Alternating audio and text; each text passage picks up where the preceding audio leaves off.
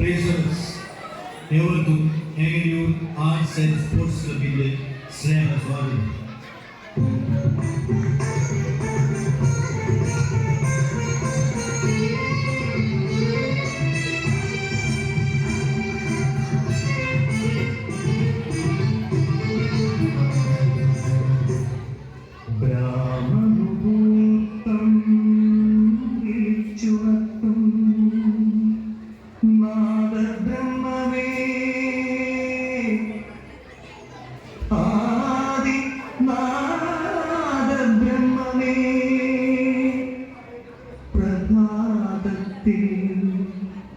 സഹസ്രദള പത്മത്തീരം പ്രപഞ്ചാതി നാദബ്രഹ്മമേ വന്നാലും ഈ യജ്ഞസ്ഥലികളിൽ ഗായത്രിയ സൂര്യഗായത്രിയ. നാടകം ആരംഭിക്കുന്നു. വാർദ്ധക്യം പേരുന്ന ജീവിതങ്ങൾ കിടന്നിടത്തു നിന്നെഴുന്നേൽക്കാനാവാതെ നടക്കാനാവാതെ പുറം ശബ്ദങ്ങൾക്കാൽ കാതോർത്തിരിക്കുന്നു. വാർദ്ധക്യമേ എന്തു കഷ്ടം, വാർദ്ധക്യമേ കഷ്ടം. വാർദ്ധക്യമിന്നു ധീരമാകുന്നു, നൊന്തുപെട്ട മക്കളെ ഭീതിയോടെ വെട്ടിടുന്നു. ദൈവീയ കാഴ്ചകൾ അരങ്ങേറുന്നു പലയിടത്തും, ചിന്തകൾക്കപ്പുറം കാഴ്ചകൾ നീ വാർദ്ധക്യമേ എന്തു കഷ്ടം, വാർദ്ധക്യമേ എന്തു കഷ്ടം. ഇഷ്ടകരങ്ങൾ കരണം പുകയ്ക്കും, അച്ഛനെ കാലുയർത്തി വീരോടെ ചവിട്ടിടും. മകനെ നിന്നച്ഛൻ പെറ്റമ്മ മകനെ കുറുതിയിരുന്നു. ഹേ വാർദ്ധക്യമേ എന്തു കഷ്ടം, വാർദ്ധക്യമേ എന്തു കഷ്ടം. പിന്നിലായെന്തിനും പോന്ന ഭാവത്തിൽ അവന്റെ ഭാര്യ മക്കളെ നീ അമ്മയെ, അമ്മായി അമ്മയെ മുത്തശ്ശിയുമായി നീ വാർദ്ധക്യത്തിരഞ്ഞിടും. എന്നിട്ടും വാർദ്ധക്യമേ എന്തു കഷ്ടം, വാർദ്ധക്യമേ എന്തു കഷ്ടം. ഒന്നുമില്ലാതിരുന്ന എന്തൊക്കെയോ നേടാം രാവിലെ പകലാക്കി മാറ്റിയച്ഛൻ. അച്ഛന് താങ്ങാൻ തണലായി നിന്നിരുന്നമ്മ ഇന്നിതാ രണ്ടാൾക്കും ശരശയ്യ തീർത്തിരിക്കുന്നു മക്കൾ. വാർദ്ധക്യമേ എന്തു കഷ്ടം, വാർദ്ധക്യമേ എന്തു കഷ്ടം.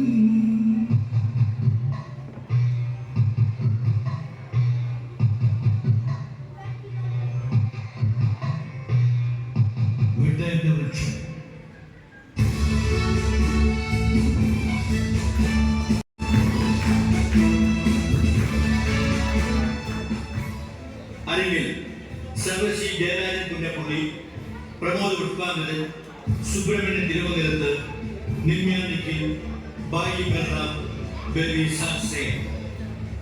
അണിയറയിൽ ഹരിദാസ് കരിപ്പയിൽ, മോഹൻ പള്ളിക്കടവ്. ശബ്ദ നിയന്ത്രണവും സംഗീത നിയന്ത്രണവും മഹാദേവ് തോട്ടപ്പള്ളി. നിങ്ങൾ പരിചയപ്പെടുത്തുന്ന 3 പുതുമുഖങ്ങൾ: ബായി ബെഹ്റ, നിമ്യ നിഖിൽ, ബെറി സാസെ. നാടകരചന സി ജോസ്. നാടക സംവിധാനം സുബ്രഹ്മണ്യൻ തിരുമംഗലത്ത്. നിങ്ങളെ പൂർണ്ണ നിശബ്ദയെ കാംക്ഷിച്ചുകൊണ്ട് നാടകം ആരംഭിക്കുന്നു. പെട്ടേറ്റ വൃക്ഷം.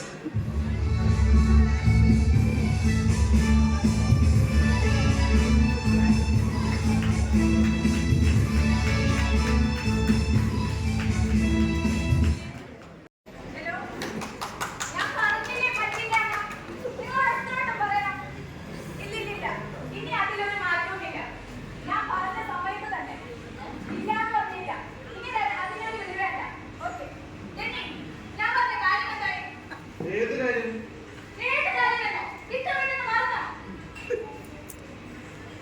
കാര്യം എന്താണെന്ന് പറ.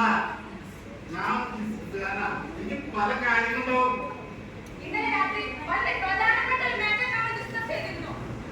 ഓ അതാണ് ആലോചിച്ചു. അതിന്റെ ഭവിഷ്യത്ത് ആലോചിച്ചു. ഒന്നുമില്ല. ആളുകൾ കണ്ടത് എന്ന് പറയും. നമ്മുടെ ബന്ധുക്കൾ പറഞ്ഞത് എന്ന് തോന്നും. നമ്മൾ പിഴയ്ക്കുന്നതുകൊണ്ടാണല്ലോ അവർക്ക് തോന്നുന്നത്. കുറച്ചൊക്കെ നോക്കണം. കുറച്ചൊക്കെ സമൂഹത്തെ പേടിക്കാൻ വേണം. മാന്യതയും മര്യാദയുള്ളവർ സമൂഹത്തെ മാനിക്കണം.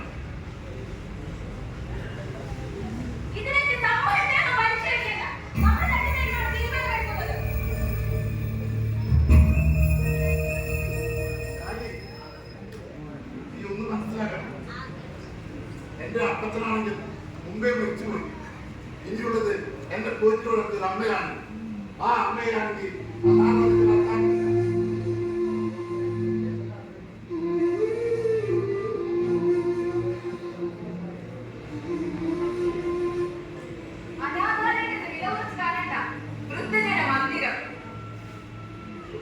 ആയിരിക്കും വൃദ്ധജന കൊട്ടാരമെന്നോ വയസ്സായ മാളികയെന്നോ എന്ത് പേരിട്ട് വിളിച്ചാലും അനുഭവത്തിൽ അനാഥശാലയല്ലേ.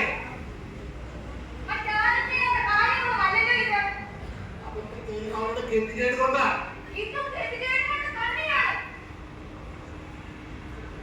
പിന്നെ എന്താ ഇതിന്റെ അർത്ഥം?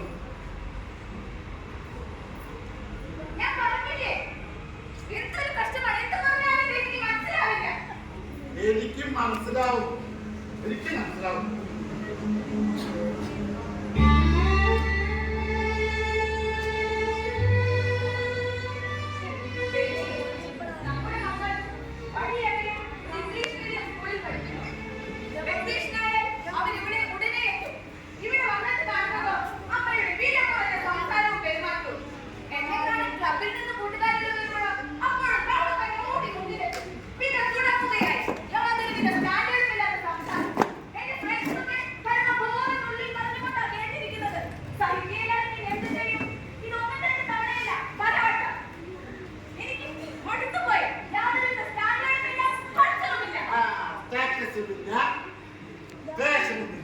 എഡ്യൂക്കേഷനില്ല.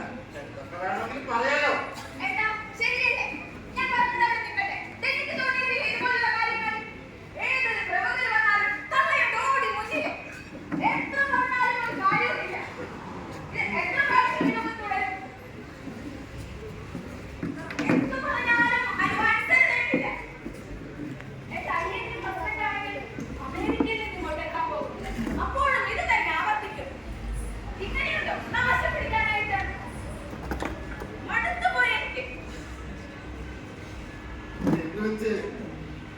അങ്ങനെ കൊല്ലാനുണ്ടോ കൊണ്ടുപോയി കൂടെ കളയുന്നുണ്ടോ?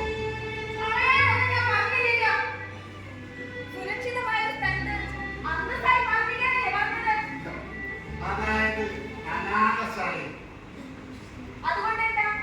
എത്രയോ മാന്യമായ വീടുകളിൽ നിന്നുള്ള വൃദ്ധന്മാരും വൃദ്ധകളും ഉണ്ടവിടെ. വെറുതെ കൊണ്ടിട്ടുണ്ടാക്കുകയില്ലല്ലോ. വലിയൊരു തുക കൊടുത്തിട്ടല്ലേ. ആളുകൾ കേട്ടാൽ തന്നെ അതൊരു ഗമയാണ്, ഒരു അഭിമാനമാണ്. വലിയ അഭിമാനമാണ്. ക്യാൻസറോ എയ്ഡ്സോ വരുന്നത് അഭിമാനമാണല്ലോ. ധാരാളം പണം ചെലവാക്കുന്നത് വലിയ രോഗങ്ങൾ.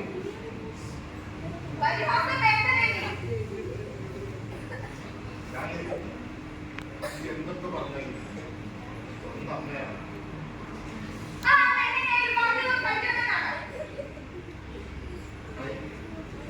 കുറച്ചൊക്കെ സഹിക്കണം. ചിലത് കണ്ണിലൊന്ന് വെക്കണം.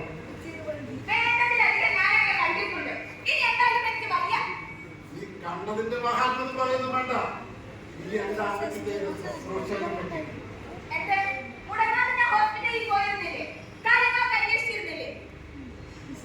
ഒരു അന്യനെ പോലെ ഫീൽ ചെയ്തു തോന്നി. അതാണല്ലോ ഈ ചെയ്ത ശുശ്രൂഷ. പിന്നെ ദിവസം മുഴുവൻ ഞാനവിടെ കെട്ടിത്തൂങ്ങി നിൽക്കണം. വയ്യാത്തതൊക്കെ എന്താരായിട്ട് കളി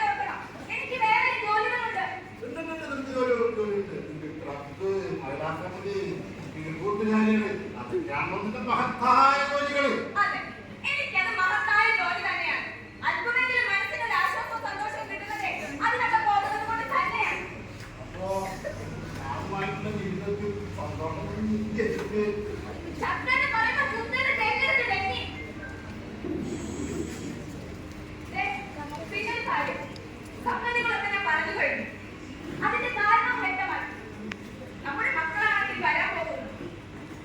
തന്നെയുമല്ല, എന്റെ അനിയന്റെ ഹസ്ബൻഡ് ആണെങ്കിൽ അമേരിക്കയിൽ നിന്ന് ഇങ്ങോട്ട് എത്താൻ പോകുന്നു. പിന്നെ എനിക്കറിയാമല്ലോ, ഞാൻ ആയിരുന്നു കമ്പനി സെക്രട്ടറി. ഒരുപാട് ഹൈ ക്ലാസ് ഫാമിലികളിൽ നിന്നുള്ള ഫ്രണ്ട്സൊക്കെ എന്നെ കാണാൻ ഇവിടെ വരും. എന്നാൽ അതിന്റെ ഇടയിൽ കിടന്ന് വേകുന്നത് എനിക്ക് ഇഷ്ടമല്ല. അതുകൊണ്ട് ഞാനൊരു കാര്യം പറയാം. എന്തായാലും അമ്മ പഠിപ്പിച്ചാണല്ലോ, അവിടുന്ന് ഡിസ്ചാർജ് ചെയ്യുന്നതോടുകൂടി നേരെ ഒരു വൃദ്ധജന മന്ദിരത്തിലാക്കണം.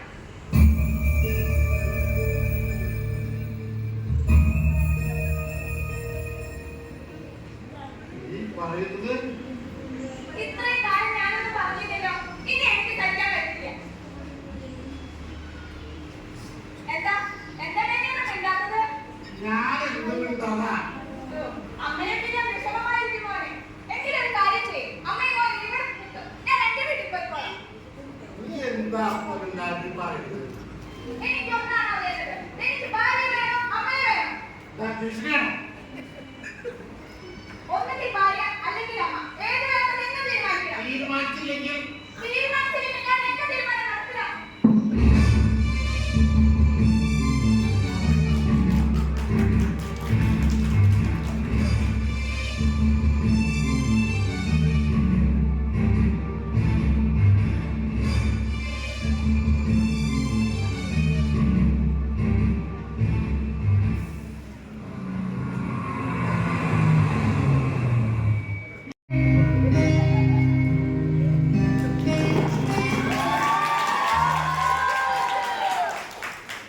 അമ്മയ്ക്ക് എങ്ങനെ വരാൻ പറ്റി?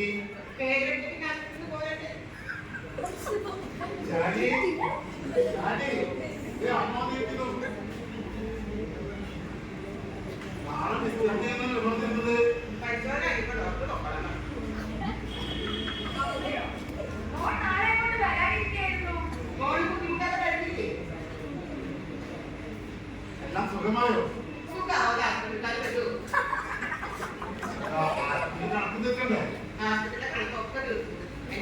നടക്കുന്നില്ലേ? പിന്നെ ആശുപത്രി വന്ന ടാക്സിക്കാരൻ അതിൽ പോയി. അത് ഞാൻ കൊടുക്കാം. അമ്മ ഇരിക്കില്ല. അമ്മയ്ക്ക് ചായ എടുക്കട്ടെ? വേണ്ട, അമ്മയുടെ കയ്യിലെ വേദനയൊക്കെ പൂർണ്ണമായിട്ട് മാറിയോ? കൂടുതലൊന്നും അറിയില്ല. കയ്യിൽ എന്താണ്ടാവാനൊക്കെ പറ്റുന്നുണ്ടോ? സംസ്കാരമൊക്കെ പറ്റും. പിന്നെ ഒരു ഉയർത്തിയും താഴ്ത്തിയും ദിവസേന പല വട്ടം വ്യായാമം ചെയ്യാൻ പറ്റും. പ്രശ്നം മാറിയോ?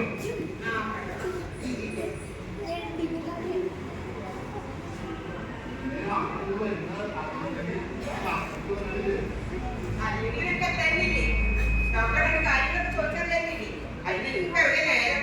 അമ്മയെക്കാട് വലിയ കാര്യം ബിസിനസ് അല്ലേ? അമ്മയ്ക്ക് എന്റെ കാര്യം മുഴുവൻ അറിയാവുന്നതല്ലേ?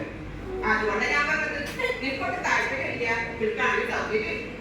എന്ത് വർത്തമാനമാണ് അമ്മ ഈ പറയുന്നത്? ദിവസവും ഞാൻ ആശുപത്രിയിൽ വന്നിരുന്നില്ലേ? കാര്യങ്ങളൊക്കെ അന്വേഷിച്ചിരുന്നില്ലേ? എന്റെ ബന്ധപ്പാടുകളെ പറ്റി അമ്മയ്ക്ക് അറിയില്ല. ഡൽഹിയുടെ കാര്യം നോക്കണം, വീട്ടിലെ കാര്യം നോക്കണം, പുറത്ത് 100 കാര്യങ്ങളുണ്ട്. ഇതിലെല്ലാം ഞാനേ ഉള്ളൂ. എനിക്കൊരു പരാതിയില്ല മോളെ. എന്നാലും അമ്മ ഇങ്ങനെ കുറ്റപ്പെടുത്തുന്നത് കാണുമ്പോൾ ഞാനെന്റെ അഭിപ്രായം പറഞ്ഞോളൂ. അല്ലെങ്കിൽ വഴക്കമാക്കാനൊന്നും കൂടില്ലല്ലോ. എന്റെ പ്രകൃതി എങ്ങനെയാ? എനിക്ക് പഴുപ്പ് പരിഷ്കാരം എന്റെ ചുറ്റുകൊണ്ട് പലതും പറയും. അത് പലയില്ലായ്മ ബോധപ്പെടുന്ന എന്ത് വേണമെങ്കിലും നിങ്ങൾക്ക് പറയാം. ഞാൻ പഴയ ആളല്ലേ. ആ പതുക്കെ ഇരിക്കട്ടെ. പിള്ളേർ വന്നില്ലേ? ഒരു പരിസരത്ത് കിട്ടില്ല. അവർ വന്നിട്ട് താമസിക്കുന്നില്ല. ചിലപ്പോ രണ്ടൂന്ന് അന്വേഷണം ആശുപത്രിയിൽ വന്നിട്ട് തീരെ നേരം ഉണ്ടാക്കിയില്ല. എന്തായാലും പറയാൻ ആരെങ്കിലും വേണ്ടേ? ആശുപത്രി നിങ്ങളോട് തിരുത്തപ്പെട്ട് വന്നത് പിള്ളേരാണ്. അവര് വന്നാ വീടിന് രണ്ടുമായി എനിക്കാണെങ്കിൽ നേരത്തോക്കായി. അവരെ കണ്ടിച്ചും തിരിച്ചും അവരോട് കഥ പറഞ്ഞു. ആ അവരെ കണ്ടിച്ചും കാണിച്ചു ഞാൻ എന്നെ തന്നെ മറന്നു.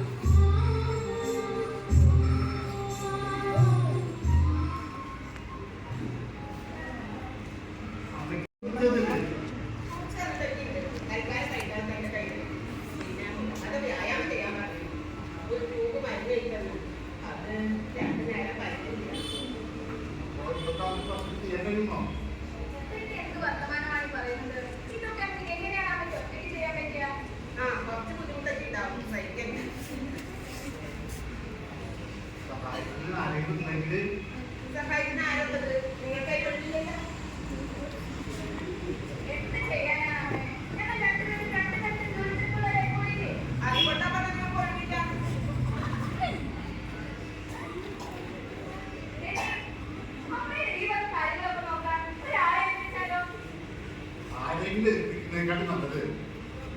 സ്ഥാപനത്തെ ഏൽപ്പിക്കാവുന്നത്.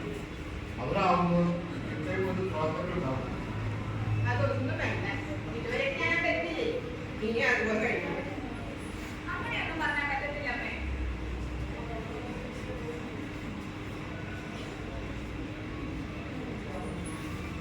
ഒരു സ്ഥാപനത്തിൽ ഏൽപ്പിച്ചാൽ അമ്മയുടെ എല്ലാ കാര്യങ്ങളും അവർ നോക്കിക്കൊള്ളും. അമ്മയുടെ ആരോഗ്യം, അമ്മയുടെ മരുന്ന്, അമ്മയുടെ താമസം എല്ലാം നോക്കിക്കൊള്ളും. അങ്ങനെയൊക്കെ സ്ഥാപനങ്ങളുണ്ടോ ഡേറ്റി? ഞാൻ ഇറങ്ങും നിർത്തിയിട്ടുണ്ട്. കാണണോ? എനിക്ക് താമസിച്ചല്ലോ. വേണ്ട വേണ്ട, ഇവിടെയുള്ള സൗകര്യങ്ങളൊക്കെ മതി. വെറുതെ കാശ് കളയാനായിട്ട്. അമ്മയ്ക്ക് വേണ്ടി മകൾ കുറച്ച് പണം ചെലവാക്കിയാൽ എന്താ? അമ്മയോട് ഞാൻ പുറത്ത് പറയുകയാണ്. എവിടേക്ക്? കുറച്ച് ദൂരം പഴയൊരു സ്ഥാപനത്തിലേക്ക്. അവിടെ നല്ല വീട്ടിൽ വരുന്ന വൃദ്ധന്മാരും വൃദ്ധജനങ്ങളും താമസിക്കുന്ന ഒരു സംസ്ഥാന സ്ഥാപനമുണ്ട്. അവിടുത്തെ നല്ലതും സമൃദ്ധമായ ഒരു വൈദികനാണ് അവിടുത്തെ മേലധികാരി. അപ്പൊ നീ പറഞ്ഞു വരുന്നത് ഒരു അനാഥാലയത്തിലേക്കാണോ?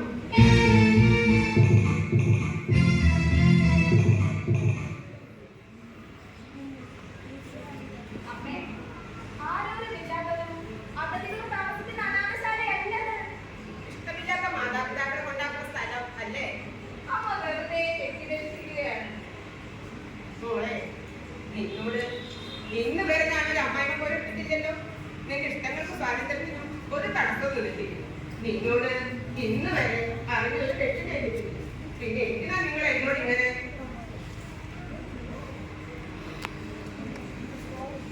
ആരാ മോനെ ഇങ്ങനെ തീരുമാനിച്ചത്? ഞാൻ തന്നെയാണ്. എന്തിനൊക്കെ തോന്നാനായിട്ട്? ആണും പെണ്ണുമായി നീ മാത്രമേ എനിക്കുള്ളൂ. നീ എന്റെ താപം കടലുമാണ്. അപ്പച്ചൻ വയ്ക്കാൻ നേരത്ത് നിന്നെ പിടിച്ച് എന്റെ കയ്യിലെ പൊന്നുപോലെയല്ലേ അതിനെ ഞാൻ വളർത്തിയത്. ആ നീ ഇപ്പോ എന്നെ പിടിച്ച് അനാഥാലയത്തിലെ ഇതിന്റെ ഗുണത്തിന് വേണ്ടിയാണ്. ഓ എന്റെ ഗുണത്തിന് വേണ്ടി. അങ്ങനെ സംഖ്യ കെട്ടിയിട്ടാണ് അവിടെ. അതിനാവുമ്പോ എല്ലാ കാര്യങ്ങളും അത് നോക്കിക്കൊള്ളും. മനസ്സിലായി. ഒരു കുറവ് വരില്ലല്ലേ? അമ്മയ്ക്ക് പോവാൻ വിഷമമുണ്ടോ? തീരുമാനിച്ചു കഴിഞ്ഞില്ലേ? പിന്നെ എന്നെ പറ്റി ചോദിക്കണ്ട. അമ്മയ്ക്ക് ഒരു വിഷമില്ലാതെ നിൽക്കില്ലേ? എന്നാ പോകുന്നത്? ഇന്നെ ആവാം. ഇന്നോ? ഇത്ര പെട്ടെന്നോ? കുറച്ച് ദിവസം കഴിഞ്ഞ് പോയ പോലെ. പോകാമെന്ന് വെച്ചാ പിന്നെ എന്തായാലും എന്താ അമ്മേ? ആ സ്ഥാപനത്തിലെ അച്ഛൻ ഇന്നത്തെ കഴിഞ്ഞാൽ ഉയർന്നു പോവുകയാണ്. അച്ഛനോടൊപ്പം തന്നെ അമ്മയോടെ കൊണ്ടാക്കാമെന്ന് വിചാരിച്ചിട്ടാണ്. എന്റെ പതിവുകൾ പലതും ഉണ്ടല്ലോ. എന്നും പള്ളിയിൽ പോകാറുള്ളതാണ്. അതോടൊപ്പം അപ്പത്തിന്റെ കുഞ്ഞാടത്തിൽ ചെന്ന് പ്രാർത്ഥിക്കാറുള്ളതാണ്. ഇത്ര നാൾ അമ്മ ആശുപത്രിയിലായിരുന്നപ്പോ ഈ പതിവുകളൊക്കെ ചെയ്തിരുന്നോ? അതൊന്നും സാരമില്ലമ്മേ. ആത്മാവിന് വേണ്ടി പ്രാർത്ഥിക്കുന്നത് എവിടെ ഇരുന്നായാലും എന്താ? കുഞ്ഞുങ്ങൾ പറഞ്ഞിട്ട് അവരത് കാണാൻ അവരെ എന്റെ കാരണം അറിയിച്ചിട്ടില്ല. അങ്ങനെയാണെങ്കിൽ അവർ വന്ന അമ്മയുടെ അമ്മയുടെ കൊണ്ടുവരാം. ഇത്ര അടുത്ത് കിടക്കുന്ന ആശുപത്രി വരാൻ നിങ്ങൾ കൽപ്പിച്ചു. എന്നിട്ടാണ് അവരുടെ സ്ഥാപനത്തിലേക്ക്. വേണ്ട, കുഞ്ഞുങ്ങളുടെ കളി ചെയ്യും ഞാൻ അവിടെ ഇരുന്ന് കണ്ടോളാം. അത് മതി.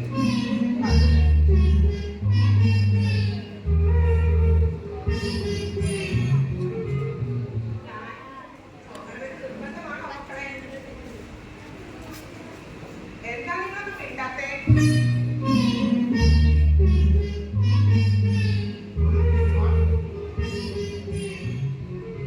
ഒരു തീരുമാനമെടുത്താൽ അത് അനുസരിക്കുക. അല്ലാതെ അതൊന്നും പറഞ്ഞിരിക്കേണ്ടതാണ്. ഞാനാണെങ്കിൽ അച്ഛന് വാക്ക് കൊടുക്കും. നാളെ ചെല്ലുമ്പോൾ പൈസയും കൊടുക്കണം. സാധാരണയാണെങ്കിൽ തിരിച്ചു കൊടുക്കണം. അമ്മ വന്ന കാര്യം വിട്ടിട്ടുമില്ല. നമ്മുടെ നാടാണെങ്കിൽ വർഷാപ്പിലാണ്. ഓഹോ, അപ്പൊ കാറിനെ ഒരുക്കിയിട്ടാണല്ലേ? ഞാനൊരു ചെക്കന്മാരല്ലേ മക്കളെ? ഇനി സമയം കളയണ്ട. എനിക്ക് എന്താണ് എന്തായാലും എടുത്തോളൂ. ശരി ശരി. അമ്മ വന്നിട്ടൊന്നും കഴിച്ചില്ലല്ലോ. എന്തെങ്കിലും കഴിച്ചിട്ട് പോകാം. കൊല്ലാൻ കൊണ്ടുപോകുന്ന പിന്നെ കൊടുത്ത് എന്താ കാര്യം? അമ്മ എന്തൊക്കെയാണ് ഈ പറയുന്നത്? എനിക്ക് ആഹാരം ഒന്നും വേണ്ട പോകാൻ. അല്ലാതെ തന്നെ വരവ് വന്നിട്ടും വയറിന് മനസ്സിന് കണ്ണീർ.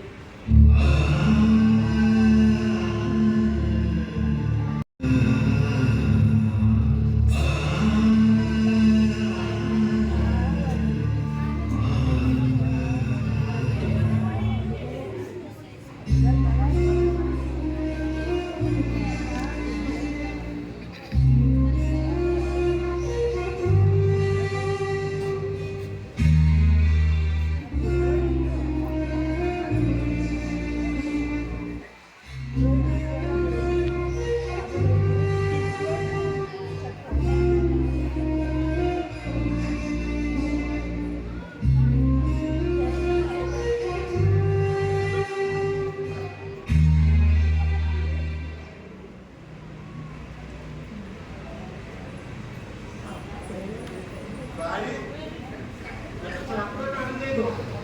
കാര്യം ചെയ്യുന്നുണ്ടെങ്കിൽ ഇവരുടെ തീരുമാനം എന്താണ് ഞാൻ ഇതൊന്നും വായിക്കട്ടെ. ഒന്നുകൊണ്ടല്ല അല്ല എന്റെ ഡാർലിംഗ് അല്ലേ, ഒന്ന് ചെല്ലൂ please.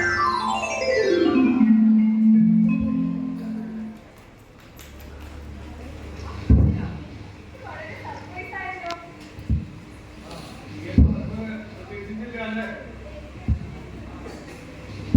ഡെന്നി, ഡെന്നി, ഇത് അപ്പച്ചൻ വന്നിരിക്കുന്നു. അമേരിക്കയിൽ നിന്നാണ് എത്തി അപ്പച്ചൻ.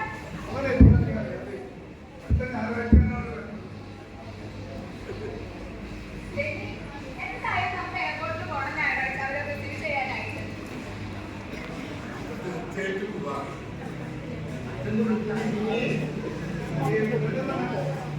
വരുമ്പോഴേക്കും നമുക്ക് ചൂടുണ്ട്. ഇതാണ് അപ്പച്ചന്റെ കുഴപ്പം. വന്ന് കയറുമ്പോൾ പറയുന്നത് പോകുന്ന കാര്യമാണ്. ഇങ്ങനെയാണ് അപ്പച്ചൻ മോളെ വീട്ടിലോട്ട് വരുന്നത്.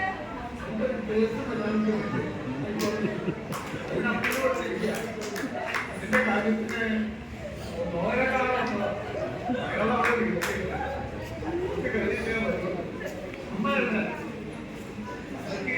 ഞാനൊരു പ്രത്യേക സാധനം കൊണ്ടുവന്നിട്ടുണ്ട്.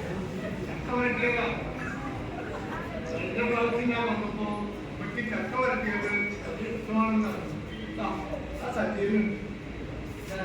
വീട്ടിൽ തന്നെ പാകം വാങ്ങിയതാണ്. അമ്മ എവിടെ?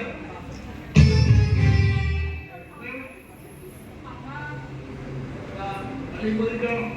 അല്ല, പിന്നെ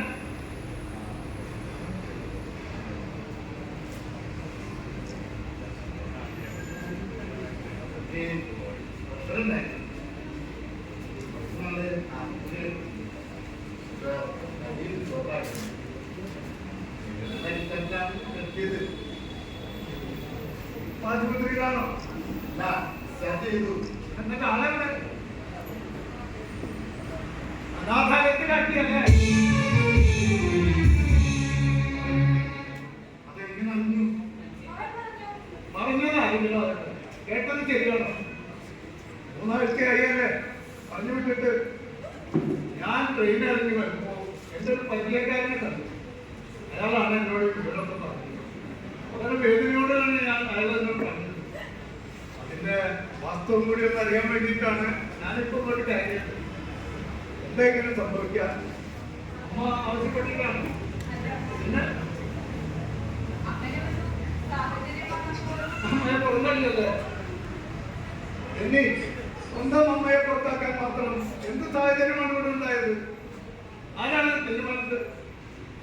തീരുമാനം ഞാൻ തന്നെയാണ്. നിർബന്ധിച്ച് ശാലിയാണ്. ഞാൻ മാത്രമാണോ?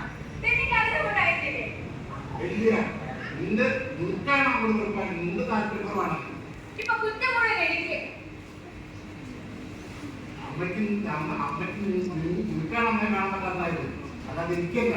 അതുകൊണ്ട് തന്നെ തീരുമാനം എടുക്കുന്നത്. ഇതിനെപ്പറ്റി നമ്മൾ ചർച്ച ചെയ്തതാണ്. അവസാന തീരുമാനം ഡെന്നിയാണ്. അത് കാരണം നിന്റെ നിർബന്ധവും എന്റെ കലഹിന്റെ അധികം തർക്കിച്ചത് ദൈവത്തിന്റെ കണ്ട കാര്യത്തിലേക്ക് ഇവിടെ വന്നിട്ട് നടക്കുക.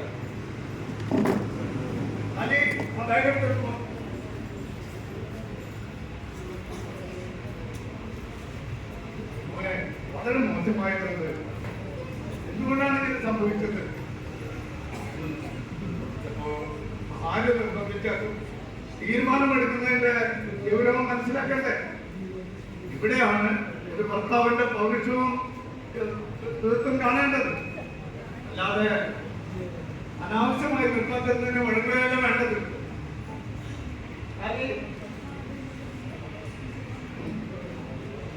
അപ്പച്ചനെ ചായ എടുക്കട്ടെ? ചായൊന്നുമല്ല വളരെ പ്രധാനം. നിങ്ങൾ ചെയ്ത പ്രവൃത്തി ആലോചിച്ച് ഈ അപ്പച്ചന്റെ ഹൃദയം വളരെ തനിച്ചതാണ്. നേരും കീഴും നേക്കാതെ എന്ത് തീരുമാനമാണ് നിങ്ങൾ എടുത്തത്? ഒരു കുലീനമായ കുടുംബത്തിന്റെ ഒറ്റതല്ല ഇത്. പ്രായമായ സ്ത്രീ തെറ്റ് ചെയ്താൽ തന്നെ ക്ഷമിക്കേണ്ടത് നിങ്ങളല്ലേ? ഒറ്റയില്ലേ മോളെ, ഒരു മകളെ അവരുടെ വില അറിയും, ഒരു മരുമകളുടെ വില അറിയുന്നത് അവൾ വായ്മയെ ബഹുമാനിക്കുമ്പോഴാണ്, സ്നേഹിക്കുമ്പോഴാണ്. വെറുപ്പുണ്ടാക്കുന്ന കാര്യങ്ങളാണ് അപ്പച്ച അമ്മച്ചിയോട് ചെയ്തുകൊണ്ടിരുന്നത്. ഇതൊക്കെ എന്തുമാത്രം സഹിക്കും? ക്ഷമിക്കുന്നതിനൊരു അതിരില്ലേ? പല്ലുവേദന വന്നാല് പല്ലെടുത്ത് മാറ്റും.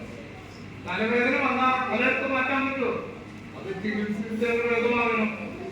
പിന്നെ ഇവിടെ വന്നുകൊണ്ട് ഇല്ലാത്തവർക്കുള്ളതുകൊണ്ട് ഞാൻ പറയാതിരുന്നതാണ്. എന്നോട് ഈ കാര്യം പറഞ്ഞ ആൾ കുറ്റപ്പെടുത്തിയത് മുഴുവൻ തന്നെയാണ്. അധികരിക്ക് വേണമെങ്കിൽ നമുക്ക് പറയാം തന്നെയാണ് തീരുമാനമെടുത്തതെന്ന്. പക്ഷേ ഇതിന്റെ പേരുദോഷമൊക്കെ ആർക്ക വരുന്നതെന്ന് അറിയാമോ? എനിക്ക് മാത്രം.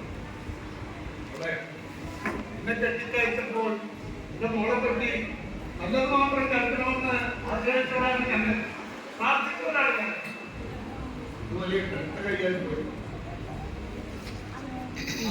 പിന്നെ മറ്റൊരു കാര്യമുണ്ട്. ഈ നിന്ന മഹിളാ സമാജവും ക്ലബൊക്കെമായി ബന്ധപ്പെട്ടു പോകും. എങ്ങനെയാണെങ്കിൽ ബിസിനസ് കാര്യത്തിന് പറഞ്ഞു. നിങ്ങളൊക്കെ വീട്ടിൽ തിരിച്ചു വരുന്നത് ചിലപ്പോൾ വളരെ വൈകിട്ടായിരിക്കും. അപ്പോഴൊക്കെ ഈ വീട് അടിഞ്ഞു. അങ്ങനെയുള്ള വീടുകളിലാണ് കളവും മറ്റ് അനാശാസ പ്രവർത്തനങ്ങളൊക്കെ നടക്കുന്നത്. ഇങ്ങനെയുള്ള സാഹചര്യത്തിൽ അമ്മ താമരാളായെങ്കിലും ഉണ്ടായിരുന്നെങ്കിൽ അത് നിങ്ങൾക്കൊരു അനുഗ്രഹമായിരുന്നു. പിന്നെ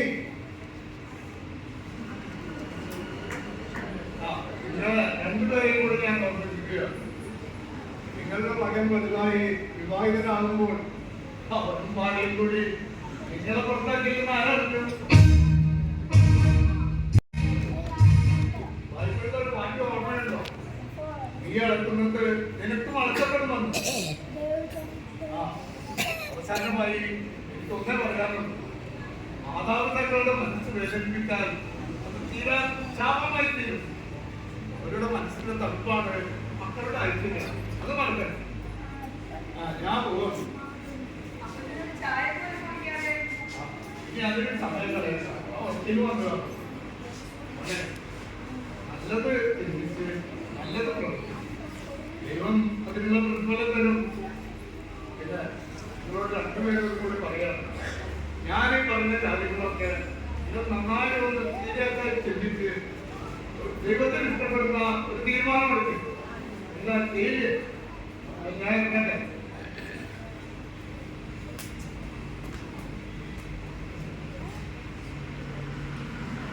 വൃത്തിയായില്ലേ?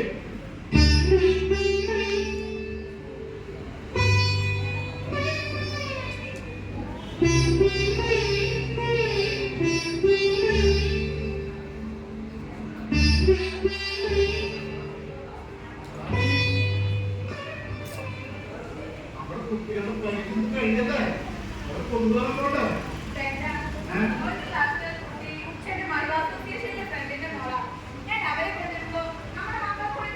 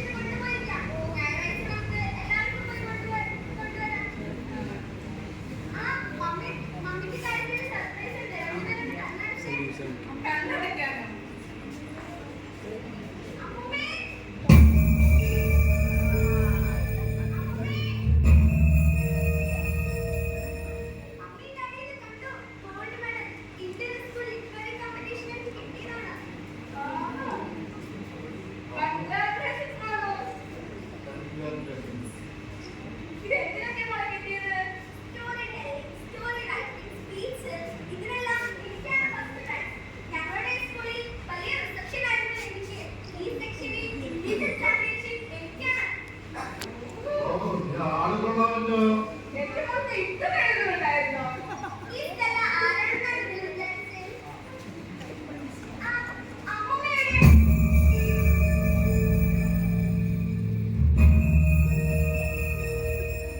വന്നല്ലോളൂ. ഡ്രസ്സൊക്കെ മാറാം. അമ്മൂമ്മ അടുക്കളയിലാണോ?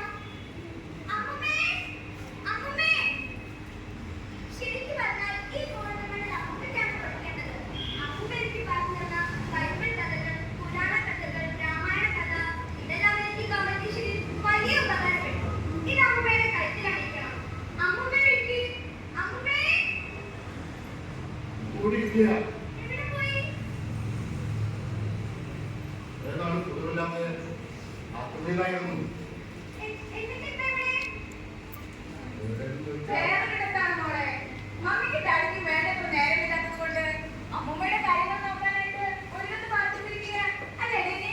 ആ എന്താണ് എന്തിനെ? എന്തെന്ന് ചോദിച്ചാൽ കാര്യമായി താമസിക്കുന്ന അന്തത്തായ സ്ഥാപനത്തിൽ എന്ത് സ്ഥാപനം? അത് മന്ദിരം. വേറെയും അമ്മൂമ്മമാരും അപ്പൂപ്പന്മാരും ഒക്കെ ഉണ്ടവിടെ.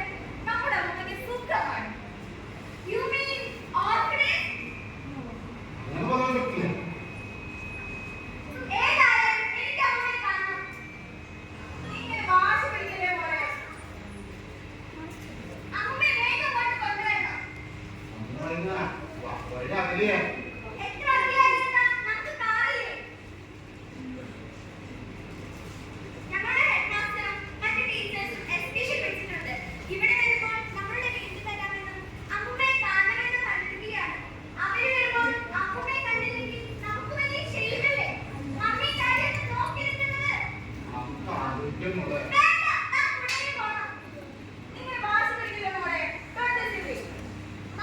മമ്മിക്ക് ഡാഡിക്ക് വേണമെങ്കിൽ എനിക്ക് വേണം അമ്മൂമ്മേ.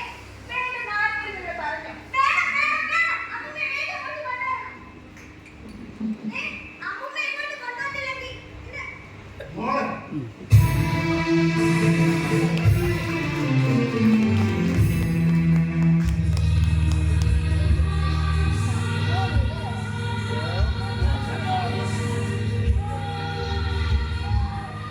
പിതാവിന്റെയും പുത്രന്റെയും പരിശുദ്ധാത്മാവിന്റെയും നാമത്തിൽ വിശുദ്ധ കുരിശിന്റെ അടയാളത്താൽ മുദ്രയിടപ്പെടുന്ന ഈ ഭവനം എന്നേക്കും അനുഗ്രഹീതമാകട്ടെ. ആമേൻ. നമ്മുടെ കർത്താവ് യേശു മിശിഹായുടെ കൃപയും പിതാവായ ദൈവത്തിന്റെ സ്നേഹവും പരിശുദ്ധാത്മാവിന്റെ സംസർഗവും നിങ്ങളോടൊപ്പം ഉണ്ടായിരിക്കട്ടെ, ഇപ്പോഴും എപ്പോഴും എന്നേക്കും. ആമേൻ. പിതാവിന്റെയും പുത്രന്റെയും പരിശുദ്ധാത്മാവിന്റെയും നാമത്തിൽ വിശുദ്ധ കുരിശിന്റെ അടയാളത്താൽ മുദ്രയിടപ്പെടുന്നു.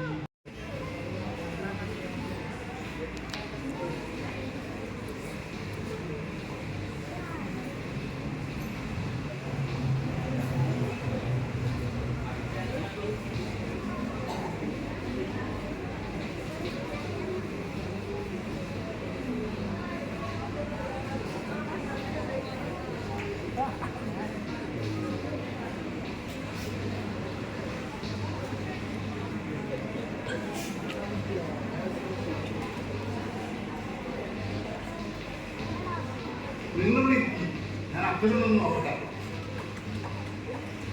അതെന്തിനാ പറയുന്നത്? അമ്മൂമ്മ ഈ അമ്മൂമ്മയുടെ കഴുത്തിലണിയിക്കണം. അമ്മൂമ്മ വരച്ചില്ലേ? എന്നിട്ട് പോലെ സ്കൂളിൽ വിളിക്കും. അവിടെ ഇല്ല. ഓ അവിടെ എത്തിയല്ല. ഞങ്ങൾ ചാപ്പലിലേക്ക് പോയിട്ട് വരാം. പോയിട്ടോ.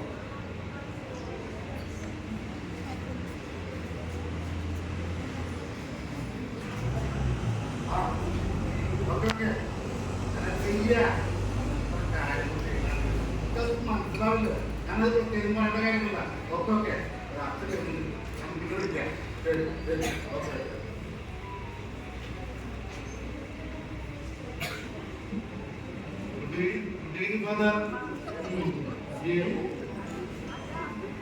ഭാര്യ മകൾ വന്നിട്ടുണ്ട്. ഇത് ആ കപ്പലിലേക്ക് വൈകിയാണ്. എന്നെ കാണാനായി അവരെ കാണാൻ മാത്രമല്ല അവരെ കൊണ്ടുപോകാൻ കൂടിയാണ് വന്നിരിക്കുന്നത്.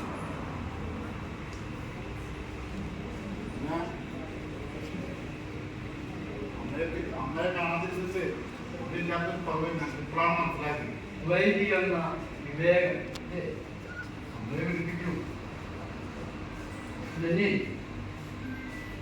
I'm sorry, you are too late. നിങ്ങളുടെ അമ്മ അമ്മ മരിച്ചു.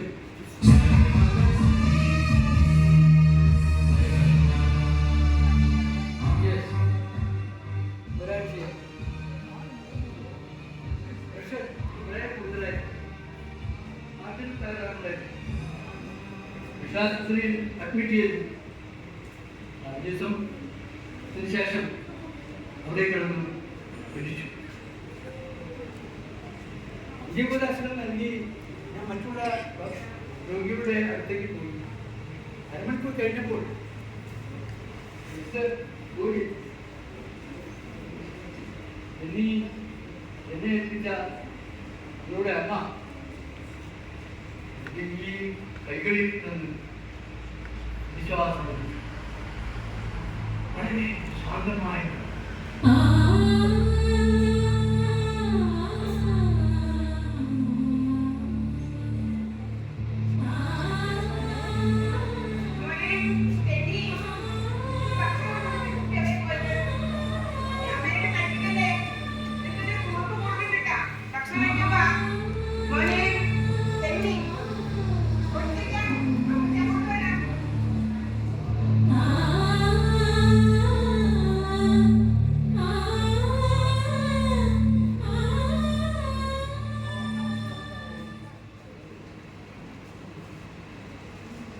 എനിക്ക് വിശ്വസിക്കാൻ കഴിയുന്ന ബ്രദർ. അമ്മ ഇവിടെ വന്നത് മുതൽ ആരോടും ഒന്നുമില്ല. ഒരേ മൗനം. ഇവിടുത്തെ അന്തേവാസികളുമായി പോലും ഒരു പിന്തുണയും ഉണ്ടായിരുന്നില്ല. ഞാൻ എന്തെങ്കിലും ചോദിച്ചാൽ തന്നെ അതേ കൃഷിച്ച് മറുപടി പറയും. പലപ്പോഴും ഇതിന് തലയുകയായി. അപ്പോഴൊക്കെ ഞാൻ സന്തോഷിച്ചു.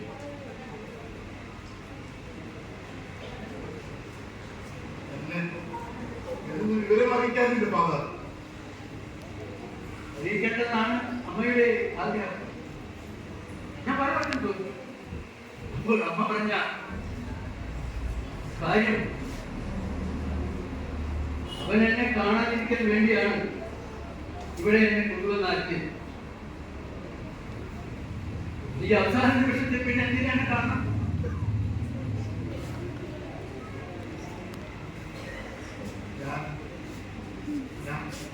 ഒരേ ഒരു മകൻ അവനൊന്ന് മരിച്ചിട്ട് എന്തെന്ന് അറിയിക്കാതെ അച്ഛനൊരു കടമയുണ്ടായിരുന്നു. എനിയുടെ കടമയേക്കാൾ കൂടുതൽ മരണക്കിടക്കിരിക്കുന്ന രോഗിയുടെ അന്ത്യാഭിഷേകത്തിനാണ് ഞാൻ പ്രാധാന്യം കൊടുക്കുന്നത്. അച്ഛനൊരു ഹൃദയമില്ലേ, ഒരു മനസ്സാക്ഷിയില്ലേ? എനിക്കൊരു മനസ്സാക്ഷിത്വമില്ല. മരിച്ച ഉടനെ നിങ്ങളെ ഞാൻ പലതവണ കോണ്ടാക്ട് ചെയ്യാൻ അപ്പോഴേക്ക് ആ നമ്പർ നിലവിലെന്നാണ് പറഞ്ഞത്. എന്നിട്ട് ഞാൻ എന്റെ കടന്നു മരിച്ചു. മരണവാർത്തയുമായി ഒരാളെ ഞാൻ നമ്മുടെ വീട്ടിലേക്ക് അങ്ങനെ ഒരു വീട് അവിടെ നിലവിലില്ലെന്നാണ്.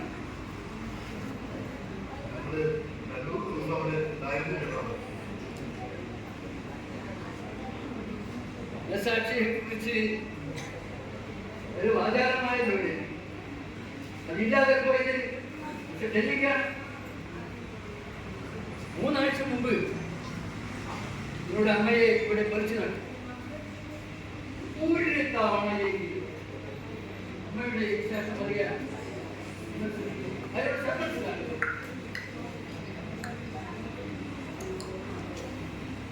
ഒരു ദിവസം നിങ്ങളെ കോണ്ടാക്ട് ചെയ്യുന്ന ഒരു നമ്പറെങ്കിലും മരിച്ചു കഴിഞ്ഞാൽ നിങ്ങളെ അറിയിക്കേണ്ടെന്നാണ് നിങ്ങളുടെ ഇന്റൻഷൻ. അതേക്കാര്യം അമ്മയുടെ ആഗ്രഹമെന്ന് എനിക്ക് മനസ്സിലായി. അതിന് അമ്മ പറഞ്ഞ കാരണം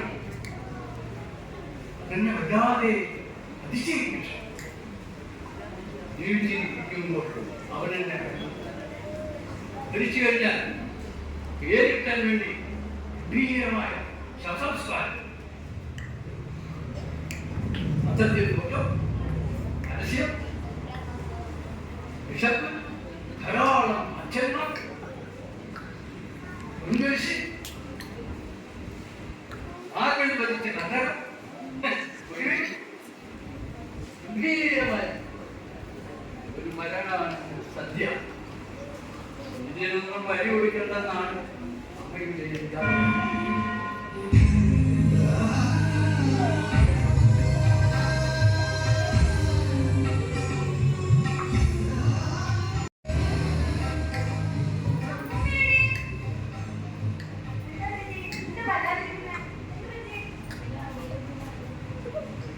നമ്മുടെ അമ്മ മരിച്ചുപോയി.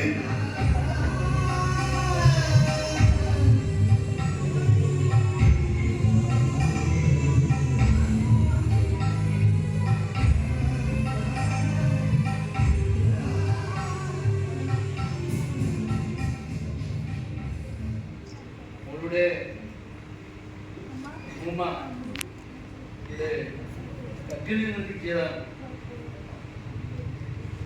ഉമ്മ അവർക്ക് അവസാനമായി എഴുതിയ കത്ത്.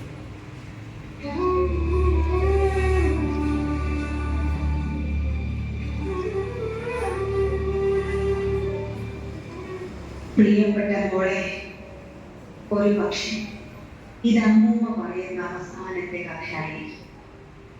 നമ്മുടെ മാധവിക്കുട്ടി എഴുതിയ അമ്മ എന്ന കഥ. ഒരു വയസ്സായ സ്ത്രീ ഇരു കൈകളിലും സഞ്ചി പിടിച്ചുകൊണ്ട് റോഡിന്റെ അരികിലൂടെ പതുക്കെ പതുക്കെ നടന്നു വരികയായിരുന്നു. റോഡ് മുറിച്ചു കിടക്കാൻ നോക്കവേ ഇവിടെ നിന്നോ ആ വയസ്സായ സ്ത്രീയുടെ മുന്നിലേക്ക് ഒരു കാറ് പെട്ടെന്ന് കടന്നു വന്നു. അവർ ആ റോഡിൽ വീണു. കാറുകാരന് വിഷമമായി. അയാൾ ഓടിയിറങ്ങി ആ വൃദ്ധയായ സ്ത്രീ താങ്ങിയെടുത്തോണ്ട് ചോദിച്ചു, അമ്മേ, അമ്മയ്ക്ക് എന്തെങ്കിലും പറ്റിയോ? അപകടം കണ്ട് ഓടി വന്ന സൈക്കിളുകാരൻ പറഞ്ഞു, അമ്മേ, അമ്മയുടെ കാല് കുറച്ച് മുറിഞ്ഞിട്ടുണ്ട്. ആശുപത്രിയിൽ പോയപ്പോൾ ഡോക്ടർമാർ പറഞ്ഞു, അമ്മേ, പേടിക്കാനൊന്നുമില്ല. അപ്പോ ആ വൃദ്ധയായ സ്ത്രീ നിറകണ്ണുകളോടെ അവരുടെ മുഖത്തേക്ക് നോക്കി. എത്രയോ നാളുകളായി അവർ ആ വിളിക്ക് വേണ്ടി കാത്തിരിക്കുന്നു. ആ അമ്മയ്ക്ക് പെട്ടെന്ന് ഓർമ്മ വന്നത് വർഷങ്ങൾക്ക് മുമ്പ് ഒരു 10 വയസ്സുകാരൻ രാത്രി മുഴുവനും ഉറക്കം കുളിച്ചിരുന്ന അമ്മേ, അമ്മയുടെ തലവേദന കുറവുണ്ടോ, പനി കുറവുണ്ടോ എന്ന് ചോദിച്ച് കരയുന്ന മുഖമാണ്. എന്നാൽ ലോകത്തിന്റെ ഏതോ മോളിൽ അവന്റെ കുടുംബവുമായി സുഖമായി കഴിയും. ഈ കഥയുടെ അർത്ഥം മോൾക്ക് മനസ്സിലാകുന്നു എന്ന് എനിക്കറിയില്ല. പക്ഷെ ഒന്നും പറയാം, ഇത് അമ്മൂമ്മയുടെ കഥയാണ്. മോളുടെ അച്ഛൻ ഈ കഥയുടെ മകനെ പോലെ തന്നെയായിരുന്നു. മോളെ, അച്ഛനമ്മമാരുടെയൊക്കെ കണ്ണിൽ അവരെ തന്നെ ഒരു സമർപ്പണം. അത് തന്നെയാണ് അവരുടെ മക്കൾ. അതുകൊണ്ട് എത്ര ദൂരെയാണെങ്കിലും അവരോട് ഒന്നിച്ചിരിക്കുവാൻ, സംസാരിക്കുവാൻ, കുശലം പറയുവാൻ, സുഖവിവരം തിരക്കാൻ എന്റെ മുഖം ശ്രമിക്കണം.